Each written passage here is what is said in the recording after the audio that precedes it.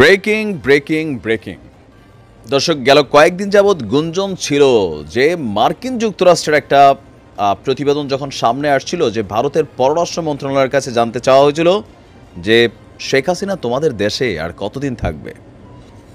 এই প্রশ্নটা যখন সামনে আসছে তখন ভারতের পররাষ্ট্র মন্ত্রণালয় বলছিল যে খুব শীঘ্রই তিনি ভারত ছেড়ে চলে যাবেন, গন্তব্য হচ্ছে মধ্যপ্রাচ্যের দেশে। তো প্রশ্ন হচ্ছে মধ্যপ্রাচ্যের কোন দেশে? সোজা অ্যান্সার, আরব আমিরাতে এই মুহূর্তে আছেন সাবেক প্রধানমন্ত্রী শেখ হাসিনা। তো সেখানে কার কাছে গেলেন? ওনার যারা ফ্যামিলি মেম্বার আছেন প্রত্যেকেই ইউরোপ আমেরিকার রাষ্ট্রগুলোতে অ্যাস্টাবলিশড, কিন্তু তিনি আরব আমিরাত কোথায় গেলেন?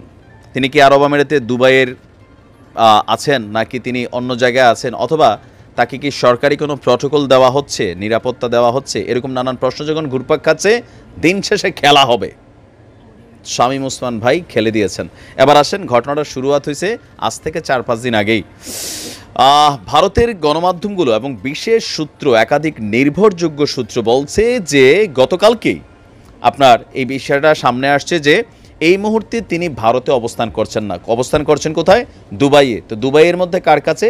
শামীম ওসমানের কাছেই তিনি গেছেন বলে ধারণা করা হচ্ছে। বলা হচ্ছে যে আপনার গেল কয়েকদিন আগে শামীম ওসমানের একটা ছবি আপনারা নিশ্চয়ই দেখেছেন যে দুবাইয়ের একটা শপিং মলে শামীম ওসমানকে দেখা গেছে, আর সেখানে তিনি আবার যারা ছিল তাদেরকে ছবি তুলতে নিষেধ করছিলেন। তো হঠাৎ করে শামীম ওসমানের দুবাই যাওয়া, সেই জায়গাটা থেকে আলোচনায় আসছে। আমরা যদি দেখি বাংলাদেশের প্রথম সারি গণমাধ্যমগুলোর পাশাপাশি অনেকগুলো নিউজ আসছে। দ্য ডেইলি ক্যাম্পাসের নিউজটার মধ্যে এই প্রতিবেদনটা তারা বলছে যে যুক্তরাষ্ট্র ভারতের কাছে যখন জানতে চেয়েছে, এরপরে ভারত বলছিল যে খুব স্বল্প সময়ের মধ্যেই মধ্যপ্রাচ্যের কোনো একটি দেশে তিনি যেতে চাচ্ছেন। আর তবে ঠিক কবে নাগাদ তিনি আরব আমিরাতে পৌঁছেছেন সেটা সম্পর্কে স্পষ্ট কোনো তথ্য সামনে আসেনি। সম্প্রতি আরব আমিরাতে আপনার সাবেক সংসদ সদস্য শামীম ওসমানকে দেখা গিয়েছে। এরপরই বলা হচ্ছে যে শেখ হাসিনা তার কাছেই এই মুহূর্তে অবস্থান করছেন। তবে অবশ্যই যেহেতু তিনি সাবেক প্রধানমন্ত্রী, দুবাই সরকার কর্তৃক মিনিমাম লেভেলের একটা প্রটোকল হয়তোবা তিনি পাচ্ছেন। আর এ বিষয়ে ভারতের গণমাধ্যমগুলোর বক্তব্য যে তারা মেকশিওর করছে যে শেখ হাসিনা বিশেষ একটা ফ্লাইটে তিনি আপনার আরব আমিরাত চলে গিয়েছেন। তবে প্রশ্ন হচ্ছে, কেন ভারতের মতো নিরাপদ দুর্গ ছেড়ে তিনি আরব আমিরাতে গিয়েছেন? এটার জন্য অনেকেই বলছেন যে ভারত আপনার সাম্প্রতিক সময় বেশ কয়েকটা বৈঠক করেছে। আমি আপনাদেরকে নিজেরও নিউজগুলো দিছি, সর্বদলীয় বৈঠক। এই সর্বদলীয় বৈঠক ভারত নিজেদের ইস্যুতে একত্রিত হইতে না পারলেও পররাষ্ট্রনীতিতে তারা কিন্তু একত্রিত হয়, যেহেতু বাংলাদেশের সাথে একটা বিশাল সীমান্ত। সেই কারণে যদি শেখ হাসিনা ভারতে থাকে তাহলে আপকামিং যে সরকারটা আসবে সেটা আসবে বিএনপি সরকার। আর ডক্টর ইউনূসের সরকারও এই মুহূর্তে কিছুটা ঝামেলায় পড়বেন।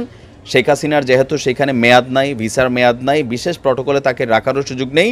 তো কূটনৈতিক সম্পর্কটা যেন দূরত্ব না হয়, কারণ ভারত বাংলাদেশকে কনসার্ন করে চলতে হয়। তো সেই বিষয়গুলো মাথায় রেখে সাময়িকভাবে শেখ হাসিনাকে ভারত থেকে সরিয়ে নিজেদের জায়গায় স্পষ্ট করেছে। আর অবশ্যই ভারতের কোনো না কোনো প্ল্যান বি আছে, কারণ আওয়ামী লীগের দুর্গই হচ্ছে ভারত একটা প্রধান শক্তিশালী দুর্গ।